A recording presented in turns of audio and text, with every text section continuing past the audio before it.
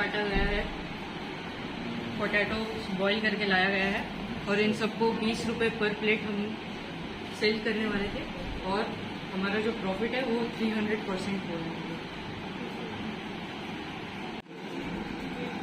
We have done a project on e-commerce food stall and this is the synopsis and this is the live task we have done. All the students were together, we got the raw materials. We have used 3 modules, Pandas DataFrame and NumPy for this program. It is menu driven. In the DataFrame we have entered the variety of foods we are selling and the sales per month. The user will enter his choice, his or her choice, will show graphs.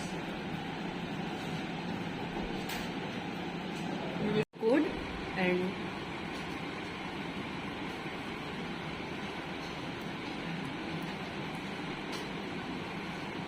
this is the output. We have chose my applied plot and then we have used option 1 to show the bar chart.